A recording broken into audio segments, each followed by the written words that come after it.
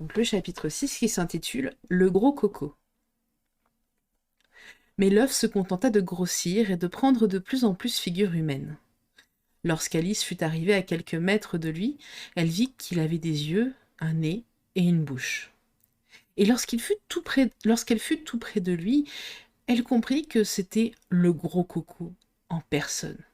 « Il est impossible que ce soit quelqu'un d'autre, » pensa-t-elle. « J'en suis aussi sûre que si son nom était écrit sur son visage. » On aurait pu facilement l'écrire 100 fois sur cet énorme visage. Le gros coco était assis, les jambes croisées à la turque, sur le faîte d'un mur très haut, si étroit qu'Alice se demanda comment il pouvait garder son équilibre. Comme il avait les yeux obstinément fixés dans la direction opposée, et comme il ne faisait pas la moindre attention à la fillette, elle pensa qu'il devait être empaillé. « Comme il ressemble exactement à un œuf !» dit-elle à haute voix, tout en tendant les mains pour l'attraper, car elle s'attendait à le voir tomber d'un moment à l'autre. « C'est très contrariant, » déclara le gros coco après un long silence, toujours sans regarder Alice. « D'être traité d'œuf. Extrêmement contrariant. »« Mais j'ai dit que vous ressembliez à un œuf, monsieur, » expliqua Alice très gentiment. « Et il y a des œufs qui sont fort jolis, » ajouta-t-elle dans l'espoir de transformer sa remarque en une espèce de compliment. « Il y a des gens, » poursuivit le gros coco en continuant à ne pas la regarder, « qui n'ont pas plus de bon sens qu'un nourrisson. » Alice ne sut répondre. Elle trouvait que ceci ne ressemblait pas du tout à une conversation, étant donné qu'il ne lui disait jamais rien directement. En fait, sa dernière remarque s'adressait de toute évidence à un arbre. Elle resta donc sans bouger, et se récita à voix basse les vers suivants. Le gros coco était assis au-dessus d'un mur, le gros coco tomba de haut sur un sol dur. Tous les chevaux du roi, tous les soldats du roi n'ont pu relever le gros coco et le remettre droit. Le dernier vers est trop long par rapport aux autres, ajouta-t-elle presque à haute voix, oubliant le gros coco qui allait l'entendre. « Ne reste pas là à jacasser toute seule, » dit le gros coco en la regardant pour la première fois. « Mais apprends-moi ton nom et ce que tu viens faire ici. »« Mon nom est Alice, mais... » »« En voilà un nom stupide, » déclara le gros coco d'un ton impatienté. « Que veut-il dire ?»« Est-ce qu'il faut vraiment qu'un nom veuille dire quelque chose ?» demanda Alice d'un ton de doute. « Naturellement, » répondit le gros coco avec un rire bref. « Mon nom à moi veut dire quelque chose. Il indique la forme que j'ai, et c'est une très belle forme, d'ailleurs. Mais toi, avec un nom comme le tien, tu pourrais presque avoir n'importe quelle forme. »« Et pourquoi restez-vous assis tout seul sur ce mur ?» demanda Alice, qui ne voulait pas entamer une discussion. « Mais voyons, parce qu'il n'y a personne avec moi ?» s'écria le gros coco. « Croyais-tu que j'ignorais la réponse à cette question ? Demande-moi autre chose. » « Ne croyez-vous pas que vous seriez plus en sécurité sur le sol ?» continua Alice, non pas dans l'intention de poser une devinette, mais simplement parce qu'elle avait bon cœur et qu'elle s'inquiétait au sujet de la bizarre créature. « Ce mur est étroit. »« Tu poses des devinettes d'une facilité extraordinaire, » grogna le gros coco. « Bien sûr. » Excusez-moi.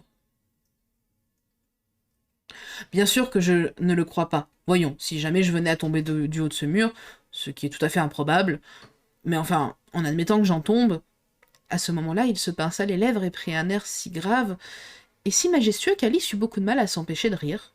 « En admettant que j'en tombe, » continua-t-il, « le roi m'a promis... »« Ah, tu peux pas lire si tu veux.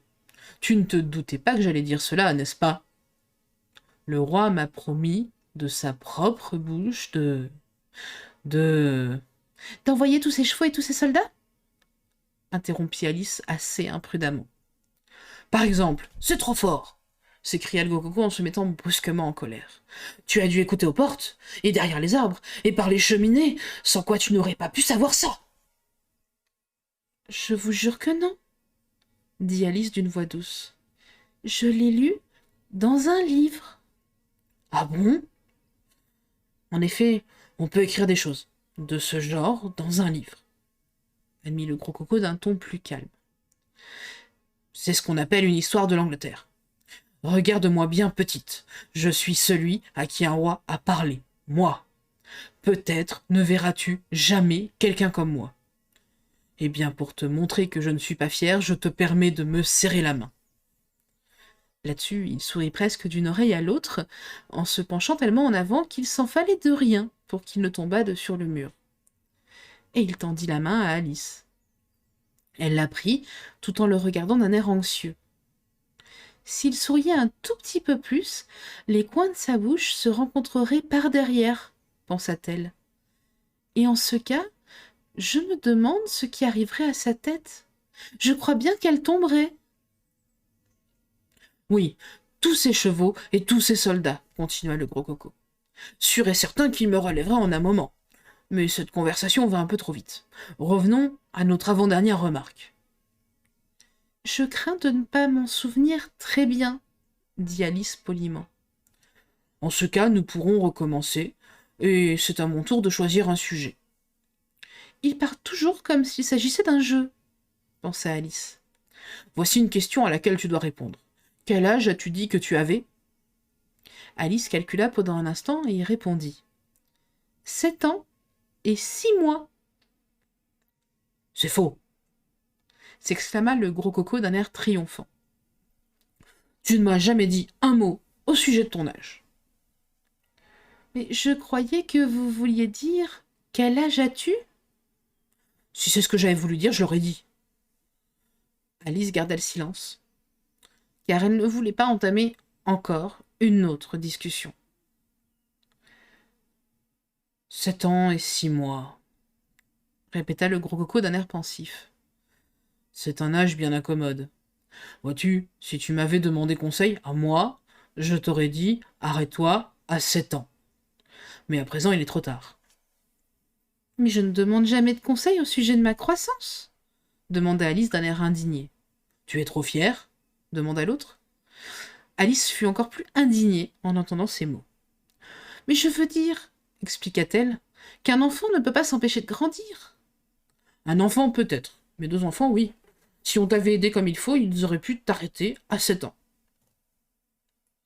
Quelle belle ceinture vous avez, dit Alice tout à coup. Elle jugeait qu'ils avaient suffisamment parlé de son âge, et s'ils devaient vraiment choisir un sujet, chacun à leur tour, c'était à son tour à elle à présent. Du moins, continua-t-elle en se reprenant après un moment de réflexion, c'est une belle cravate, j'aurais dû dire. Non, plutôt une ceinture. Je vous demande bien pardon, s'exclama-t-elle toute concernée car le gros coco avait l'air extrêmement vexé, et elle commença à regretter d'avoir choisi un sujet pareil. Si seulement je savais, pensa-t-elle, ce qui est la taille et ce qui est le cou. Le gros coco était manifestement furieux. Toutefois, il garda le silence pendant 2 bonnes minutes, et lorsqu'il parla de nouveau, ce fut d'une voix basse et grondante. C'est une chose vraiment exaspérante, dit-il, de voir que certaines personnes sont incapables de distinguer une cravate d'une ceinture. Je sais que je me suis montrée très ignorante, répondit Alice d'un ton si humble que le gros coco s'adoucit. C'est une cravate, mon enfant, une très belle cravate comme tu l'as fait remarquer toi-même. C'est un cadeau du roi blanc et de la reine blanche. Que penses-tu de ça ? Vraiment ? dit Alice tout heureuse de voir qu'elle avait choisi un bon sujet de conversation. Ils me l'ont donné, continua le gros coco d'un ton pensif en croisant les jambes et en prenant un de ses genoux à 2 mains. Comme cadeau de mon non-anniversaire. Je vous demande pardon ? dit Alice très intriguée. Tu ne m'as pas offensé, répondit le gros coco. Non mais je veux dire, qu'est-ce que c'est qu'un cadeau de non-anniversaire ? C'est un cadeau qu'on vous donne quand ce n'est pas votre anniversaire. Alice réfléchit un moment. Je préfère les cadeaux d'anniversaire, déclara-t-elle enfin. Tu ne sais pas ce que je te dis, voyons, s'écria le gros coco. Combien de jours y a-t-il dans une année ? Mais 365? Et combien d'anniversaires as-tu? Un seul? Et si tu ôtes 1 de 365, que reste-t-il? 364? Naturellement? Le gros coco prit un air de doute. J'aimerais mieux voir ça écrit sur du papier, déclara-t-il. Alice ne put s'empêcher de sourire tout en prenant son carnet et en faisant la soustraction qu'elle posa. 365 moins 1 égale 364. Le gros coco prit le carnet et regarda très attentivement. Ça me paraît très bien, commença-t-il. Mais vous tenez le carnet à l'envers? S'exclama Alice. Mais ma parole, mais c'est vrai, dit gaiement le gros coco, tandis qu'elle tournait le carnet dans le bon sens. Ça m'avait l'air un peu bizarre. Comme je le disais, ça me paraît très bien. Quoique je n'ai pas le temps de vérifier, et ça te montre qu'il y a 364 jours où tu pourrais recevoir des cadeaux de non-anniversaire. Oui, bien sûr. Et un seul jour pour les cadeaux d'anniversaire. Voilà de la gloire pour toi. Je ne sais pas ce que vous voulez dire par là. Le gros coco sourit d'un air méprisant. Naturellement. Tu ne le sauras que lorsque je te l'aurai expliqué. Je voulais dire, voilà un bel argument sans réplique. Mais gloire ne signifie pas un bel argument sans réplique. Quand moi j'emploie un mot, déclara le gros coco d'un ton assez dédaigneux, il veut dire exactement ce qu'il me plaît qu'il veuille dire. Ni plus, ni moins. La question, c'est surtout de savoir si vous pouvez obliger les mots à vouloir dire des choses différentes. La question est de savoir qui sera le maître. Un point, c'est tout. Alice fut beaucoup trop déconcertée pour ajouter quoi que ce fût. Aussi, au bout d'un moment, le gros coco reprit. Il y en a certains qui ont un caractère impossible. Surtout les verbes. Ce sont les plus orgueilleux. Les adjectifs, on en fait un peu ce qu'on veut. Mais les verbes... Néanmoins, je m'arrange pour les dresser tous, tant qu'ils sont. Moi, impénétrabilité. Voyons ce que je dis, moi. Voudriez-vous m'apprendre?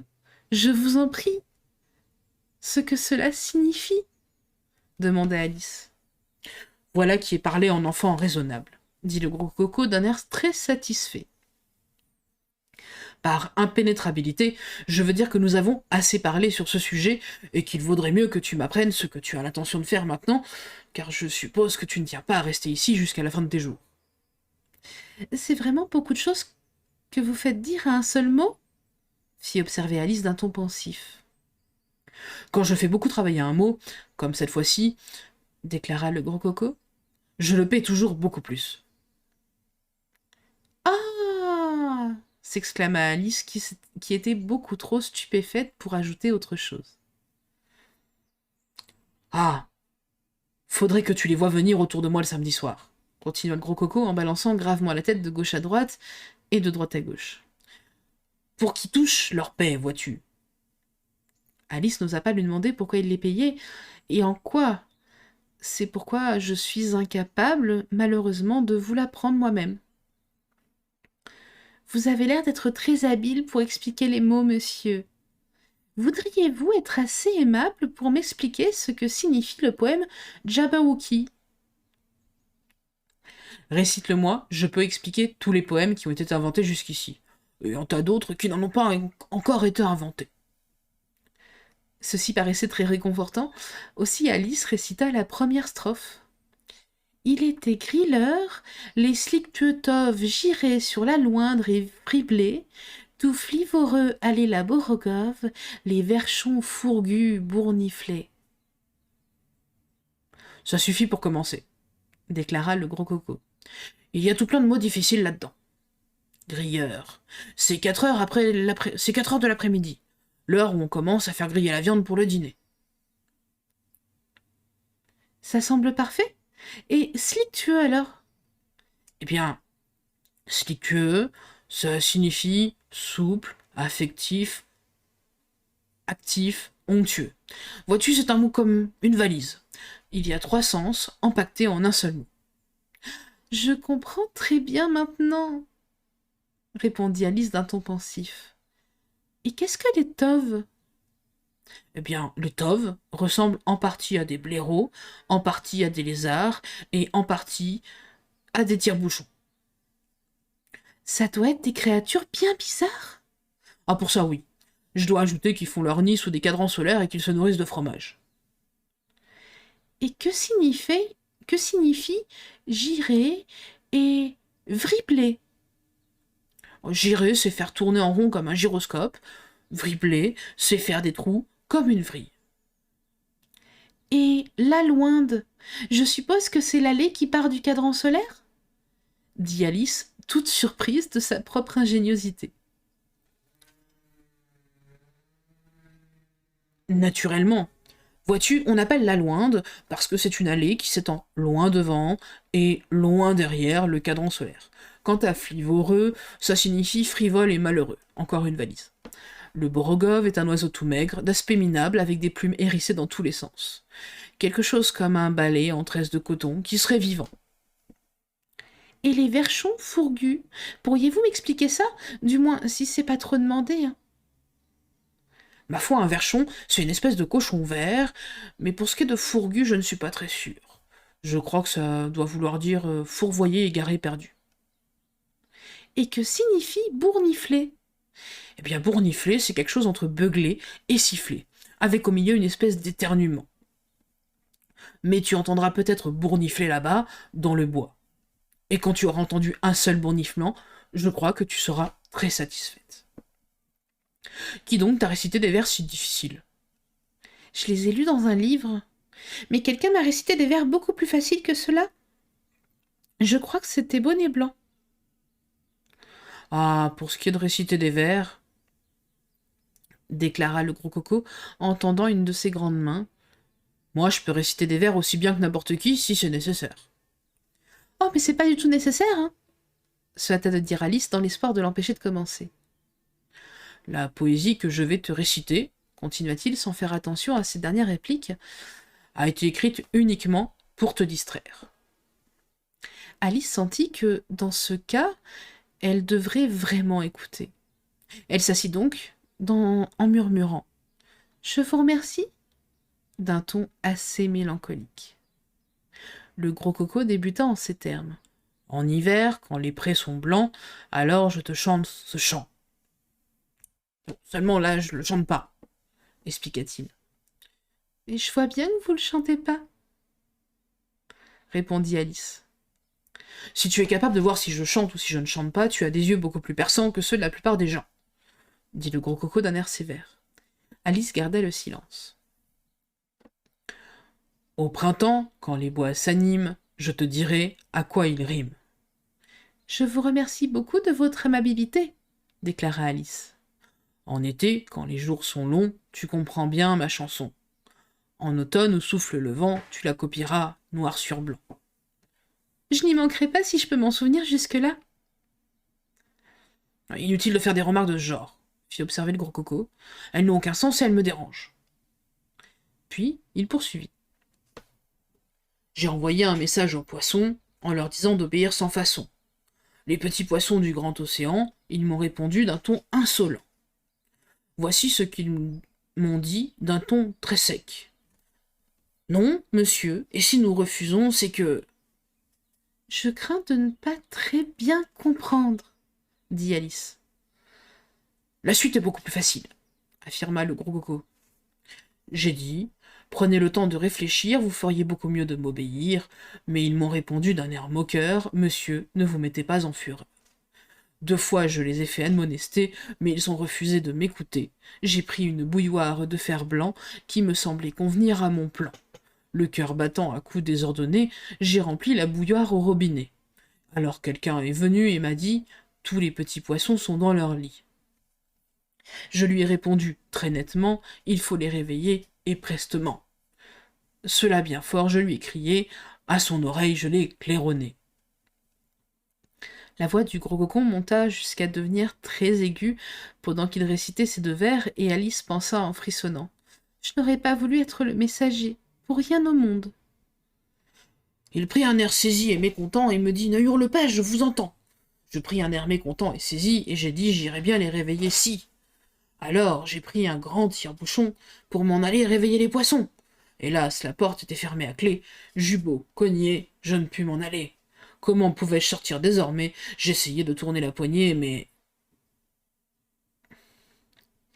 Il y eut un long silence. « Est-ce tout ?» demanda Alice timidement. « C'est tout, » répondit le gros coco. « Adieu. » Alice trouva que c'était une façon un peu brutale de se séparer, mais après une allusion si nette au fait qu'elle devait partir, elle sentit qu'il ne serait guère poli de rester. Elle lui tendit donc la main. « Adieu, jusqu'à notre prochaine rencontre !» dit-elle aussi gaiement qu'elle le put. « En admettant que nous nous rencontrions de nouveau, je ne te reconnaîtrai sûrement pas, » déclara le gros coco d'un ton mécontent en lui tendant un doigt acéré. « Tu ressembles tellement à tout le monde. » « Mais généralement, on reconnaît les gens à leur visage ?» murmura Alice d'un ton pensif. « C'est justement de cela que je me plains. Ton visage est exactement le même que celui des autres. Les deux yeux ici, il indiqua leur place dans l'air avec son pouce, le nez au milieu, la bouche sous le nez, c'est toujours pareil. Si tu avais les deux yeux du même côté du nez, par exemple, ou la bouche à la place du front, ça m'aiderait un peu à te reconnaître. »« Mais ce ne serait pas joli ?» objecta Alice. Mais le gros coco se contenta de fermer les yeux en disant « Attends d'avoir essayé. » Alice resta encore une minute pour voir s'il allait continuer à parler. Mais comme il gardait les yeux fermés et ne faisait plus du tout attention à elle, elle répéta « Adieu !» Puis, ne recevant pas de réponse, elle s'en alla tranquillement, mais elle ne put s'empêcher de murmurer tout en marchant « De tous les gens décevants que j'ai jamais rencontrés... » Elle n'arriva pas à terminer sa phrase, car à ce moment, un fracas formidable ébranla la forêt d'un bout à l'autre.